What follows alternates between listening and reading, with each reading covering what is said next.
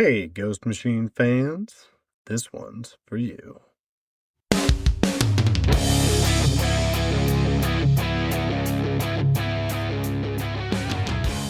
Welcome to the Ghost Machine Fans Podcast, episode 117. We have some legendary, dare I say mythical, tales to bring you of San Diego Comic-Con, as well as a tale of Junkyard Joe finally meeting back up with his maker, the Custodian. I'm Nick, and as always, I'm joined by my better half, Snoggle. My dear, are you still basking in the glow of San Diego Comic-Con as much as I am? Of course I am. It was 10 out of 10, an amazing time. So if anyone's been to Comic-Con, you get separated from people and it is hard to meet back up. Even if they say, hey, I'm at block 3000. And if me and Bruce were at block 900, you would think it'd be easy to get from one side of this giant room to the other side. Nay. There was an incident where, Nick, you were coming back, and I'm like, where is he? He said he would be here. And then you said, hey, I'm at Ghost Machine. Get here now. And I come over there and just, seeing Maytal was like seeing someone who I've been friends with forever. We were just started gabbing. And so that was really, really fun. But meeting several of the creators from Ghost Machine was great. It was good to see Michael Schwartz. Michael Schwartz, our legendary Canadian co-host who has been on several Red Coat Deep Dive episodes. Is that the Michael Schwartz you speak of? Yes, it is. And, we talked with Danny Mickey, Jeff Johns, Jason Fabok, and it felt so nice to meet individuals that we have recorded with and talked to. And just in person, it felt very much just supernatural. And there is a space between super and natural. Yeah, absolutely. Maytal was there. So you said Danny Mickey, the legendary Danny Mickey. He was kind enough to take a look at some of Bruce's drawings and talk to our son for a little bit of time about that. Also, Mike Cotton, who was running the booth, Danny Ward, who we know and Danny. love. She puts us in a position to do these amazing things all the time. Rebecca Dowdy was there helping run the booth. Man, that was awesome. There was so much coolness, and we met a lot of really cool people. And we're going to talk a little bit more about the details of that as we go. And one of those very cool people, though, was not a comic book creator. He was a cosplay creator. And that's our first shout out. And that's to Mr. Doug Bailey, a new personal friend of mine. And he did this epic Rook Exodus cosplay at the booth in San Diego Comic-Con on Wednesday night, on the preview night. And then I do believe he was back again in the same costume on Thursday. And then he did Junkyard Joe, believe it or not, later in the day in Friday. And then he was the second person to be in line for the Jeff Johns, Jason Fabok panel that they did on Saturday morning, because I was the first, as you can imagine. Oh, I know you were the first. I took you there. I got dropped off. And I got the pleasure of waiting in line at the Tamagotchi booth. Yes. But we do for our children what we must, right? And of course, just in case if the fans were wondering, of course I got a Tamagotchi too. I'm not going to wait in line for 45 minutes and not get something from my childhood. There's a whole lot more specific information that we learned at the con. And that means it's time for me to ski-daddle, because Snoggle is back in the newsroom, San Diego Comic-Con edition.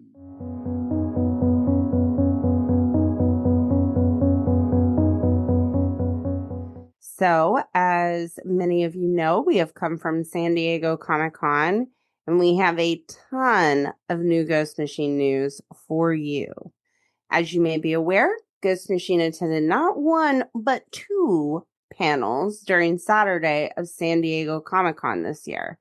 The first included Jeff Johns and Jason Fabok, where they revealed that the upcoming Radioactive Revolution crossover coming this fall will have its own premiere issue, similar to what we saw with the $1 trillion Kid. And I will say, when this was revealed, I really like the name Radioactive Revolution. It could be a band name, but it is a sweet crossover name. We also saw covers of First Ghost issue 1 and 2, written by Brad Meltzer, penciled and inked by Gene Ha, and colored by Wesley Wong. On top of that, we became privy to the upcoming, drumrolls, Rook Warden's Direwolf, which will be penciled by legendary Top Cow artist Ed Benes, with inks by Danny Mickey and colors by none other than Brad Anderson. The second panel of the con included superstar writers Maytal Zahut and Lamont McGee, wherein the upcoming Soulless series was announced and previewed. That book will be written by Lamont and penciled by Francis Portela, who we know and love from several issues of Hyde Street and those sweet negative space covers. Brad is on the colors for Soulless as well. And of course, our king of letters, Rob Lee, is on all of the above. His fingers are going to fall off. You're making him type too many letters, draw too many letters. You can't do this to one man, Ghost Machine. Yeah, they can, because he's the king. I guess that's fair. If anyone can handle it, it's Rob Lee. It is Rob Lee. So very exciting stuff. I can tell you, I am a massive fan of The Darkness from Top Cow, both the classic series and the current one. And Ed Benes has been working on the current one with Mark Silvestri writing it. And I love his art. So really excited about that. I know he did a couple issues and Raymond Gay did some of the others, but Ed's been on several of them. And Danny Mickey doing the inks on this Rook Warden's Direwolf one shot. It means that he's doing more than just Hyde Street. So that's exciting too, you know? Yeah. Very cool.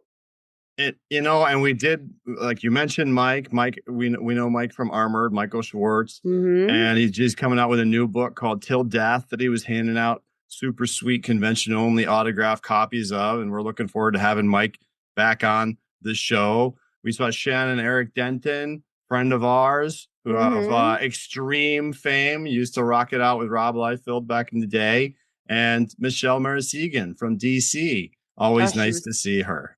Yeah, she was so nice. So that was great. Great fun. One other big shout is to Danny Coyle, also known as Diesel Dan. Back in the day, used to be his handle before he started working for Image Comics as their social media promoter. And he was very, very kind. It was really awesome to see him, as well as many other comic book creators that had sweet booths and stuff like that we did say hi to too. But the entire episode is not about San Diego Comic-Con, although we could make a whole episode about it.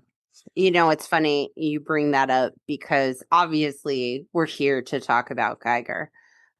And when I was working today, I'm like, man, we probably could do a whole episode about Comic-Con. And the issue that we are talking about today in our usual fashion is the issue that comes out today, Wednesday, July 29th, and that is Geiger 24. And if you haven't gone out and swooped up your copy, we are going to now regale you with fantastic descriptions of the 4 cover options that are available to you. Mm-hmm. What'd you think of the A cover, Snoggle, and did you catch the homage? Junkyard Joe on top of the lesser Joes. And I'm going to tell you what I felt it was like. And it's going to be nothing like what you're going to imagine. Actually, you're not going to be surprised. So there is this Taylor Swift video where Taylor Swift is battling a pile of lesser Taylors, basically, like the old Taylors. While I know that is in no way what direction Jeff Johns and Gary Frank were going for, that's what I see. How do you know? Oh, is it? Oh my gosh. No, I doubt it as well. They're Swifties? No, I don't know. I'm not going to speak for anybody, but I doubt it. Do you remember in earlier issues of Geiger, there was the cover where Tariq was on top of a big pile of organ people? Yeah. It's the same positioning. It's like an homage to that. Hmm. Like, and Yes, that's it. Of course. Not Taylor Swift. Look what you made me do. Yeah, I just think it's interesting to me because you would really only catch that if you've been reading this. Mm-hmm. And it's still awesome. It's a sweet cover. It's very cool. Like anything Gary touches. But it's to me, that's like another layer of fan service. Mm-hmm. And I like it. I appreciate that. So really cool cover. And the B cover is by a duo that we have seen before, but not in a little while, I don't think. And that's Jesus Marino and Brian Reber on colors, Jesus on pencils and inks. And it's the fearsome foursome. It's Tariq, Nate, Zigzag, Barney from the side, charging into battle. Nate looks incredibly valiant in this cover. Like a knight, a chivalrous knight. Yeah, I agree. And I like that they both have their animals. It's like they're more than pets. Familiars, one might think. Yeah, that's a good way to describe them, for sure. Mm-hmm. Yeah. And I like the way Brian Reber, it's like every artist has their own way of making Geiger glow. Mm-hmm. And like even sometimes Brad does it differently depending on who drew it, which is a testament to his ability. But I thought what Brian Reber did here with the glow was pretty cool. Do you remember Dean Haspiel? He did a Incredible Hulk homage cover long ago.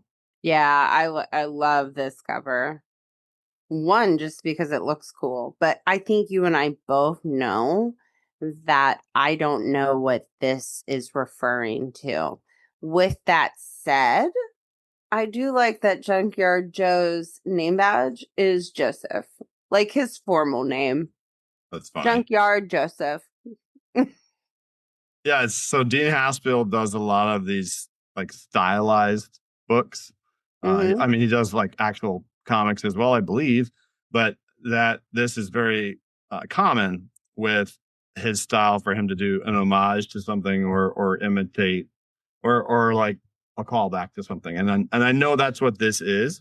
I don't know what this is a specific homage to. So I would love to hear from any Ghost Machine fans who happen to know what this Dean Haspiel cover refers to. It's got Junkyard Joe with his back to the wall and he's like holding a weapon and keeping the bad guys back. And I know it's from something, probably a classic comic. So if you know what it is, shoot us an email at ghostmachinefans@gmail.com so that we can share it with the rest of Ghost Machine fandom. Yes, please. Really cool D cover. America 250, baby. Yep. Did you see that one with the flag and Junkyard Joe? And all the citizens when he was just living a quiet life. And depending on the decade, right, that you find him in. Mm-hmm. So those are the 4 fabulous covers available to you when you go pick up your copy of this issue, which makes this your official spoiler pause for Geiger 24.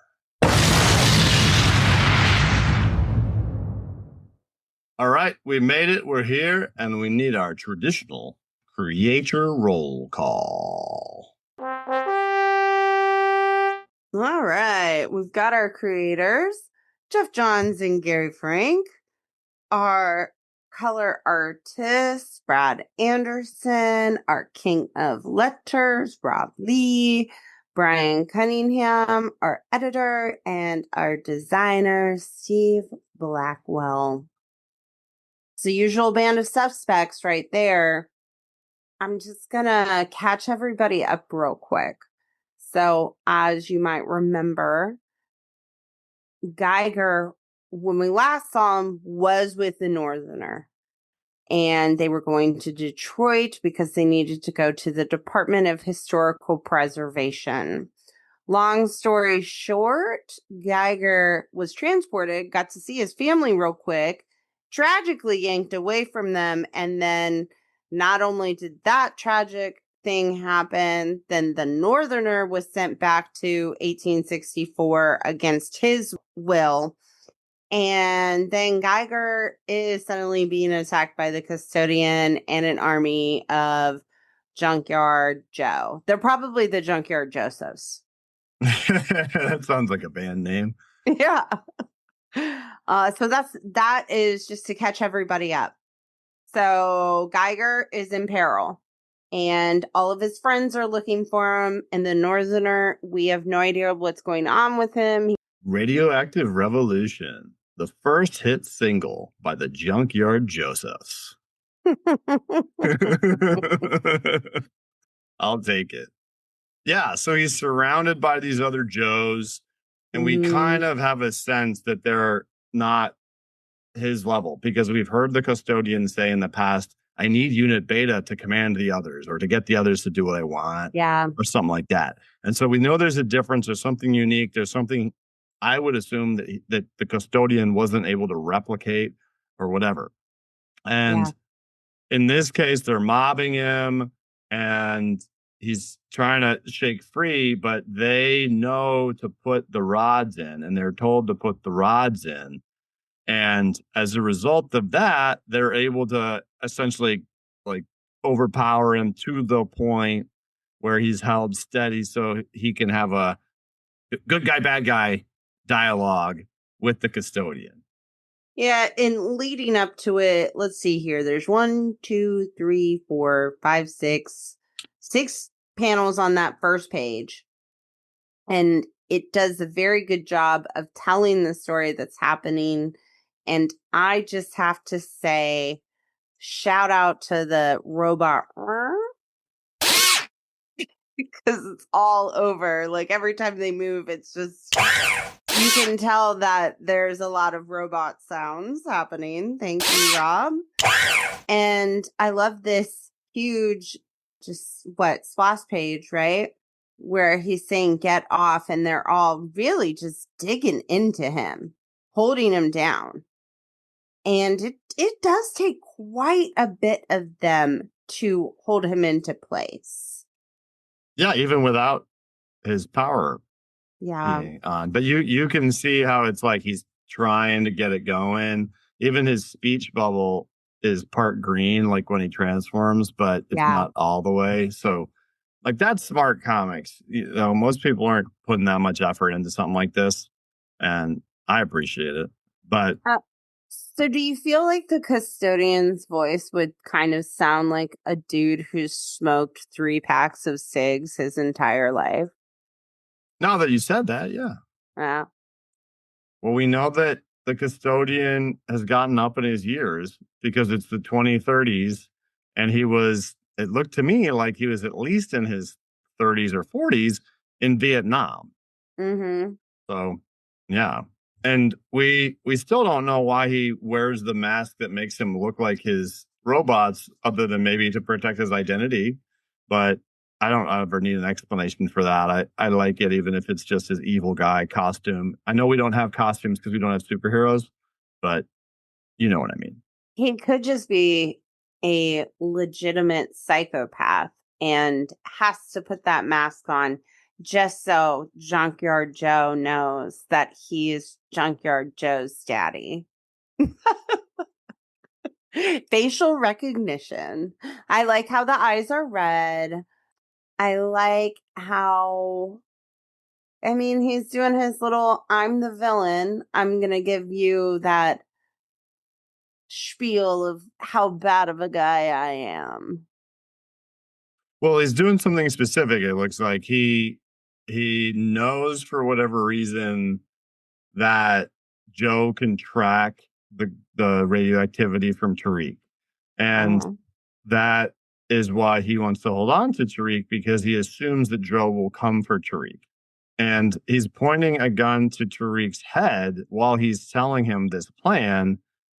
And Barney attacks him. And I was very impressed with how efficiently Barney ripped off his hand. Yeah. I mean, one, the panel where Tariq is staring him down, even though there's a gun pointed to his head, that is a man who does not fear death. Oh, no. No. Because, I mean, I would not be okay if someone put a gun to my head. Please don't shoot me. I have a family. And then Barney comes in. You get a nice little crunch sound in red. Thank you for that. And I love the panel where it's like him ripping off his hand and you see just the darkness of Barney in his eyes and the blood. So this page with Barney ripping the hand off is really a Rob Lee page, even though it's obviously incredibly drawn and colored, because we have several things, Ghost Machine fans. We have Barney initially attacking, and it's an RRAARKK, which is the sound of Barney. Then we have the crunch of Barney crunching down on the Custodian's wrist, which is just a KRNCH. Then we have a scream from the Custodian, which is an NY quadruple A. All over the place. Like you see it going up and down as his pain, and his tone does or whatever. And on the panel with the blood and the darkness, it's a KRNNCHAA, which must be the sound of a hand being severed from a limb. But nothing is better than the hand that is in front of Barney with the flap of the hand, them dropping the hand, and FWAP. And the Custodian's reaction kind of feeds the psychosis thing, right? Like you would think he would be screaming and be angry, but he's just like, my hand. And then he wants the robots to kill Barney, but we don't see in this portion of the story if that happens. And they zap Tariq, and then it's darkness. It's lights out. All of a sudden, we're back with good Joe, not the Josephs. Not the Josephs. We're back with the Junkyard Joe unit beta, because we're transitioning to a scene where Nate the Nuclear Knight is riding Zigzag, his now fully grown mighty steed, and it looks as though he's pacing Dr. Molotov, who's driving a pickup truck, and all of them are following Junkyard Joe, who is following the trail of Tariq because he can sense the radiation. Yeah, and this conversation that they have solidifies for me that, I don't know if you remember this, but Jeff asked us what our favorite character was, or one of our favorite characters. And I don't remember at the time if he was asking specifically Geiger, but I did say Nate the Knight. And it is genuinely because of heartfelt moments like this that make him so endearing to me. What moment is that? He's like a golden retriever. Once you're on his team, he's all about you. And he lifts others up around him. We've seen him do it with Geiger. And now I believe he's doing it with Dr. Molotov. You did it, Dr. Molotov. It worked. Yay. And of course, Molotov explains how he fixed them and where they're going.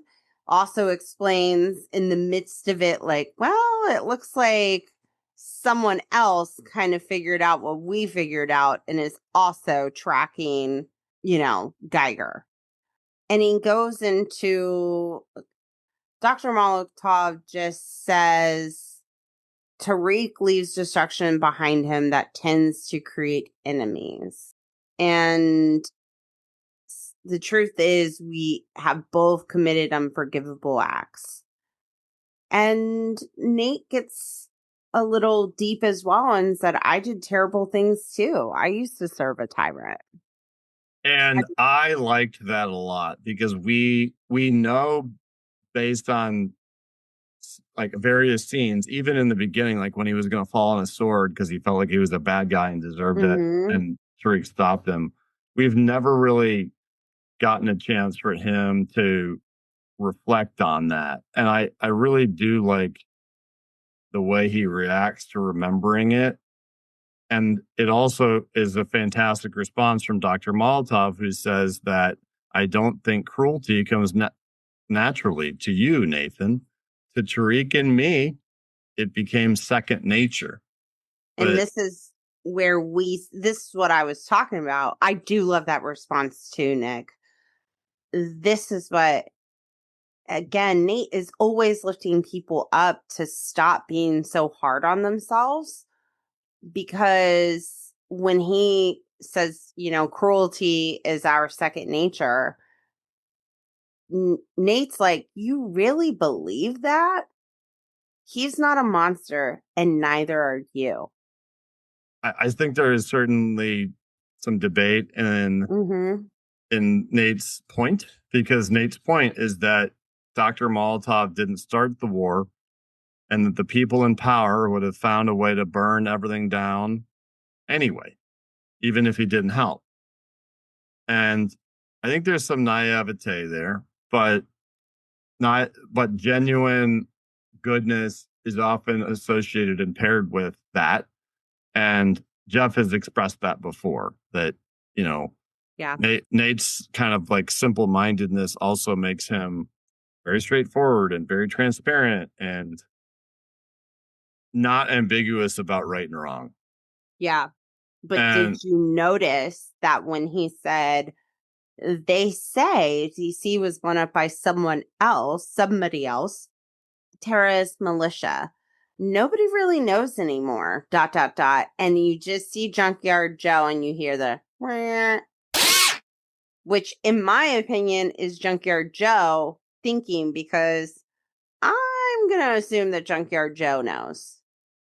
And that's the thing. Everybody always says we don't know why the unknown war started. We don't know who started the unknown war. But a little subtlety like this it sets an expectation for a reader that if you invest in this, if you pay close attention, if you sit for the long term, you're going to have nuggets like that are very significant. Like for us, that's one speech bubble that's like, whoa, hold on now. That's a totally different message than everything else we've been hearing. But if this is your first comic, like I'm sure it's somebody's first comic, be a pretty good first comic. But if this is your first comic or your first Geiger comic or whatever, and you read that, it still checks out. Like you can still follow that and be curious and interested. Like I can, and this also even catches a person up to an extent. Like it does just enough of that comic bookiness without being cumbersome. Yeah. And I wondered too if that Junkyard Joe were, when he said nobody really knows anymore, it means that Joe knows. And I'm assuming it means he probably does know, or he will remember in time or something. But then Nate follows it up and says, I guess what I mean is everybody's done bad things, but Mr. Geiger still saves people. After everything that happened to him, after everything that he's done, he still tries. Like he's hoping to be something better than what the world made him. Means there's still something good left inside him. Maybe in you too. That is just very kind words and smart words, honestly. Because he's like, you didn't have to help Ashley Arden. You don't honestly have to help me find Mr. Geiger. And the real point of it all, of this whole interaction, which is, by the way, another example of meaningful conversations in the world of the unnamed, only happen in moving vehicles or like around them. It's another good example of that. But it helps summarize all of it when Molotov says, "You speak with remarkable certainty for someone so uncomplicated." Because like a backhanded compliment. Right. Like you could say like, hey, you're essentially he's saying like he's not that sharp of a dude, but when you think about it, it's not that Nate is unintelligent or whatever. It's that Nate is straightforward and simple and direct in terms of what he sees as good and bad. And if we had more of that in the world, then the world would probably be a better place. Oh, 100%. I do like how he also said he saved me once. Maybe after that, he just didn't know how to stop. I feel like Nate is like an example of he worships, this person that did this for him. And no matter what, he's always going to rationalize his behavior as a result. I'm sure. And I think that's real character driven, like depth. Because in most comics, it would be like, yeah, there's this guy and he's not very smart. So he's a sidekick and he says simple, funny stuff and goofs off. It wouldn't be all this. I would rather have all this. It's shout out to our creators because it is a layered character. Yes, we do get that comedic relief and the joy where sometimes this book can be pretty heavy, but he brings depth as well. So good for him. But after their lovely little talk, they arrived to where there was obviously a scuffle. A scuffle? Is that the word we use? Sure. Mr. Geiger was here. Barney, too. Yeah, I like Nate being like a tracker that can figure it out type of thing. Like, because he's looking at the fur and stuff. Obviously, Joe got them there with his like sensory things. And there's another one of those like knowing words when Nate asks him how he is able to do that. There's another really good detail is that they see all these boot prints in the ground, and Molotov notices that they're all identical. And identical, same depth, same everything. I think he knows they're about to come upon some robots. Yeah, or that would be the logical thing, because he even says in Russia, we learned very quickly identical footprints usually mean one thing: factory thinking. And that is very valid because the transition to the next page is kind of like a factory full of the Junkyard Josephs. The Junkyard Josephs. The name's sticking. Well, I see. It makes it easier to talk about the two. We've got Joe and then we've got these knuckleheads. And so I do like how Gary has them all lined up, and then the Brad has the shadows come across their faces, but you can still see the red eyes in the background. Like that's very menacing and cool to me. Yeah. And where's your master? Yeah, I think it's them stepping aside for him to walk. I think that's the clanking. Yeah. And then he comes down the middle in very typical evil guy fashion. And he says he commands an army, which makes him more powerful than Tariq. And he also tells him that Barney is confined. Though I admit, removing one of his heads has crossed my mind. And then you get to see his face. Ooh. You do get to see his face. I mean, if you just do the math, the guy's got to be 90 plus. Like, I think. And he does reveal to us that Joe is unique because he was the first successful intelligence, the first machine capable of independent thought, the first invention to ever surprise me. So I want to know why he hasn't been able to duplicate that process with all these other robots. He's acting very Frankenstein. Frankensteinian. That's a good point because he says he's his son. He's obsessed with that idea. Gave And him life. it opens the door for Tariq, though, to ruminate about family. Yeah. And I really do like that because he says kids do that. They leave, they stop listening, they decide you're wrong, especially when their dad's a lunatic. Yeah, that's funny. It's funny, like, this is again a man not afraid of death because he really is surrounded. Things are looking grim, and he's just like, up yours, buddy. And he reiterates, I'm helping President Griffin rebuild this country. And that makes me wonder if the terrorists / militia that did the bombing is these guys. But yeah, to be determined. Geiger calls him a monster. He said, who's the real monster? And talks about all the people he killed. Yeah, and he takes the premise of him being the parent to a darker level, the custodian. Mm-hmm. He says, parents do unpleasant things for their children.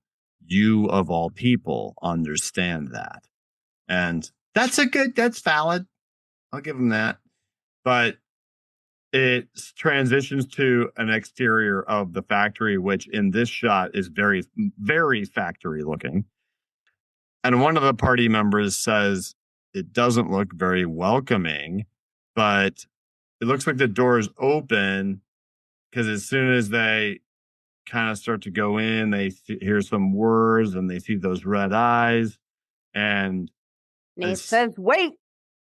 Well, he says, wait, because Joe seems to register what's in there and he just charges in. To attack, too. To attack the Junkyard Josephs. Yeah. Is what he's doing. Like he immediately knocks the head off of one. He's destroying them. He seems more capable than them. A stronger even. Yeah. And Nate's in there when upon his mighty steed. Yeah, Nathan, left side. Which left?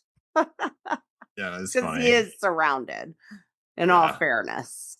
And even Dr. Molotov, who's shooting at them with either an AR or an M16, he says they are not as resilient as Joe, but there are many. So it's not just Joe's intelligence that's superior. It's his structure. It's for whatever reason, the custodian has never been able to duplicate that. But then there's just a whole bunch more of them. And I think this 2-page spread that Gary's got of Junkyard Joe fighting off a whole bunch of the Junkyard Josephs is amazing. I mean, did you notice how it looks like he's holding a limb from one that he ripped off in his left hand and using that as a weapon. Yeah. And there's lots of cool little detail. Like there's one guy, one of the Joes has like no flesh on his head, so he's kind of got the Terminator skull. There's even one of them has like just his pointer finger is like that. And I like Joe's eyes too. They stick out much more. Yeah, like they're way more. That's a good point. Very cool. And then all of a sudden, clank, clank, clank. And that's because they're all moving. That's because all the Josephs by Tariq decide to walk away and go jump in the fight, which leaves Tariq alone for a minute, but he can't reach his rods. Come on. And there's an explosion. So I'm sure it's just me, but I didn't really understand what caused that explosion. It because the way it's positioned is like it blows up, it throws Tariq back. It looks like it even has released him from his bonds, or maybe at least they're no longer connected to the wall. I think it was President Griffin. Well, I think so too, because that's who we see come through the smoke. And he says, at last, the glowing man, and takes off his glove to show his like yellow phosphorescent whatever hand that he's got.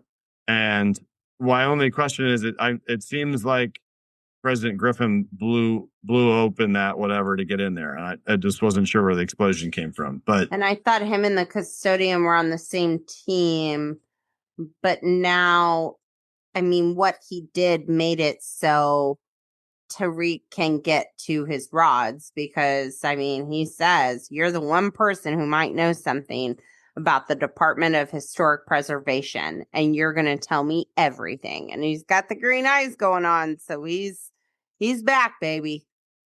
And that's what Tariq says to President Griffin as President Griffin is walking up with his yellow whatever hand that, you know, I don't know. We don't know what it does, but I'm betting it draws energy out of stuff or does something, you know, I mean, because we've seen that hand once before, but we didn't really see what it could do. Yeah. I mean, I don't care why there was an explosion or not. It could just be as a result of the fight. It did seem to me that it probably wasn't caused by President Griffin because, like, presumably this factory is like his because he supports the Custodian. And I'm very curious to see what happens because Tariq is going to light up. And I would think they wouldn't put Tariq in that position unless President Griffin could either stop him or weather it, like the attack. Yeah. But next issue, an extra-sized anniversary issue. Extra sized. That's right. The big 25th issue cover palooza. Oh, yeah. Super exciting. Yes. There's some exciting stuff. They've got an A cover, a B cover. The B cover is a frame cover with Geiger in the middle and the characters are on the edge. You probably don't know this, Snoggle, but in the 80s, that was something that Marvel did quite a bit. And this is an homage to that. There's a super cool Tony Daniel Sea Virgin variant. I really like Tony Daniel. He was at San Diego Comic-Con. Cover D is a mystery cover. What a tease. Cover E is a blank sketch cover of that frame. So it's just like the frame, but you have somebody sketch it. Cover F is my personal favorite. Witchblade Tribute. Yeah, it's awesome to see Witchblade on the cover of a Geiger comic fighting Ashley Arden. Woo! Oh my gosh, I don't even know what to say about that. Forgot to mention it earlier, but I did get a chance to shake the hand and get the autograph of Mark Silvestri, the creator of Witchblade, at San Diego Comic-Con as well. Oh, that's sweet. And the G cover is the one with Widow X on it. That's another Gary Frank joint. And it even has the logo on the front that says featuring Widow X. So I do think that is going to be what's considered her first full appearance, you know?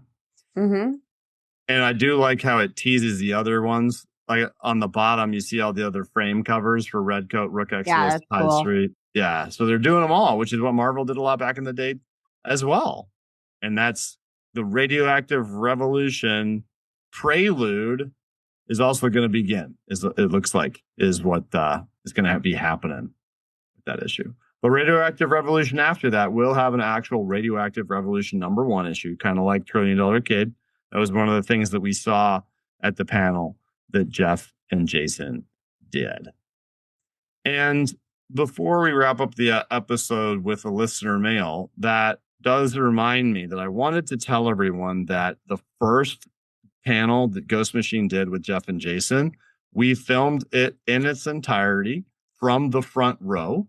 And we will be posting the full deal on our YouTube. It's a little over 20 minutes total because we've got the first 15 minutes where Jeff and Jason talked a lot about Ghost Machine and then a couple of other small snippets from questions that the audience asked them. Super awesome. You're going to get to see what we saw in that room, in that panel for a lot of the stuff that we mentioned in the news. So because it's so long, that'll be on our YouTube, which we usually only use for like shorts or most of the episodes. But we'll also post on our other socials, letting everybody know like a shorter version and a link to the YouTube so you can watch the whole thing. But it's really cool. We did pick up the audio really well. You can hear Jeff great. You can hear Jason great. And you can hear Jim Viscardi, the super cool moderator as well. Awesome. And don't forget, on the very last page of this issue, it reminds us about a fully articulated and atomic Geiger figure from McFarlane Toys. And here's one more piece of news for you from San Diego Comic-Con. Not only is that available for pre-order on the McFarlane Toys website, but I saw an actual complete inbox, ready to rock copy of that figure that was ready to go on a shelf at the con. And if you go on the different socials for Ghost Machine and different things, you'll see a lot of pictures of it. So it's really, really one of those super cool McFarlane Collector Edition Deluxe box figures. And you can get your hot little hands on it by doing a McFarlane Toys pre-order from their website. And even our listener mail has something to do with San Diego Comic-Con. Would you like to read it, Snoggle? Of course, I will read the fantastic mail. It's from friend of the show, Joey T, who asks, it looks like there were a lot of awesome exclusives at the Ghost Machine booth at SDCC.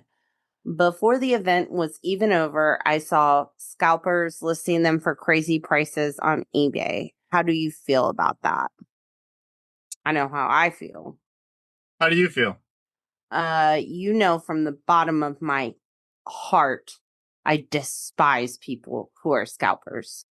And so by scalper, we're saying that you're purchasing something that is hard to find with the intent of then reselling it at a higher price. Yeah. Whereas if you're a collector or a speculator, you would purchase a thing because you have the feeling that it will go up in value, or perhaps you purchase a thing that has a blind element like a Pokemon pack, right? Because you know that there's a percentage likelihood that you would get something of more value that then you would care for and like collect and then sell if you had to or something like that. Yeah. But I don't like it. I do not like scalpers. So there are many exclusives available at San Diego Comic-Con, Ghost Machine and otherwise. It's part of the thing, and it's part of the reason that some people get into the preview night because they'll wait for one or two specific things that they're trying to get, whether it's for nefarious purposes or for their own collection. And Ghost Machine had 4 ash cans. They had a regular ash can. They had a lenticular, or some people are calling it a crystalline ash can. Somebody called it an obsidian ash can. It's a lenticular ash can.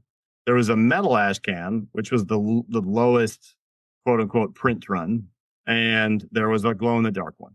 And there was also a dust jacket for the Rook Exodus deluxe hardcover. That was pretty neat. It had like a cool spot on the bottom for Jeff and Jason to sign. It was cool. At the event, I know that they sold out of the metal ones and the crystal ones relatively quickly. They found some crystal ones on Sunday that they threw back up there, but I believe on Thursday, Friday, Saturday, crystal ones were gone. Even by Saturday, the regular ones were gone. And the metal ones were gone the first night. And, the intent of all this stuff, as someone who is fortunate enough to have enough friends who are strangers on the internet that all asked if I could assist in getting them these really awesome things, I can tell you that the intent of what Ghost Machine and many of these other companies are doing is for everyone to be able to get one of those things who's attending. And Ghost Machine didn't tell me that. That's my opinion.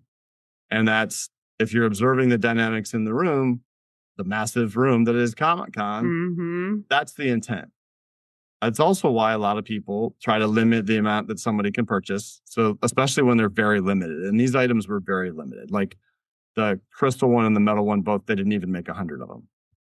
And so I have seen what you're talking about, Joey T. And thanks for sending us a fantastic mail. Appreciate that. And I've seen a lot of it. Like I've seen that the ash cans online for crazy money. And what I would encourage you to do is not fixate on it too much because you can't control it, but also understand that not having or having that thing as a guy, that it kills me when I can't complete it all. It kills me when I don't have every single one. And I'll tell you, I didn't get the metal one because when I got to that event, I was more concerned with what do I want to make sure my son gets to do first. And I didn't want the first thing he did at his first Comic-Con to be to wait in line with his dad. So instead, I went to Pokemon. I went to Nintendo. I went to a whole bunch of other stuff. I went to anime, and I came back later. And they didn't even have any metal ones at that point. And I'm okay with that. Yeah. Because that's not the point. And I know that's hard to stomach when you're looking at eBay listings where somebody's selling one of these Ashcans for literally like 10 times what it probably costs. But understand that that person's probably not part of our family. And by family, I mean our community, our Ghost Machine fans community. And it doesn't affect your ability to love this thing. And I say this as a person who every time I think about that metal Ashcan, I'm like, but it doesn't affect the way we would just talk about how much we love the wrinkles in the story that just came out of this new issue, or the nuances and the subtleties that we see that Jeff and Peter put in so many of their stories. And so I get it. I feel you. I empathize. It's frustrating, but it doesn't matter. And it doesn't affect those of us who are here for the right reason. So the only other thing I'll say about this is that one of the things I absolutely love about the many different facets of the comic book hobby is that if you do like to pay attention to the value of things, if you do like to speculate, and it's not that you're just trying to make a quick buck, but you actually want to collect certain things because you're like, well, what if they make this into a whatever? Or what if this blows up? Or I really love this, so I think other people will love it too. Mm-hmm. That's a different thing. And I can tell you, I spend a lot of money on comic books, but I do it as strategically as I can. And the reason that I say that is, heaven forbid, my job didn't go well. Maybe there's a zombie apocalypse. Who knows what it is? And I need money. I can sell my comics. I don't want to do that, but I can't. And so I feel like putting together a collection of value is entertaining and fun. And, it's not as entertaining as reading the books, but it's part of this. And so know that if you care about this question, Joey, if this mattered to you, then you're somebody who can do that. And that's really the point. I hope you find all the comics that you want out there by not having to go on eBay. Would love for you to join the Ghost Machine Comics fans Facebook group. Maybe ask some folks there if anybody made it, if anybody can help you out. But I also would tell you, for your own peace of mind, that these inflated prices will be temporary. What these people are doing is they're trying to take advantage of your desire to have this thing as soon as possible, because the likelihood for you to spend an absurd amount of money on it is higher closer to when it happens, so that they can take advantage of you. So don't do it. Don't support the madness, and read the comics. You'll be okay. It'll be great. And if you would like to check out all of our other content, you can do so by going to www.ghostmachinefans.com, where you'll find our social media platforms, our wiki, and if you'd like to join the conversation on Discord, you can find the invite in our profile on Instagram under Ghost Machine Fans, or in the announcements on the Ghost Machine Comics Reddit.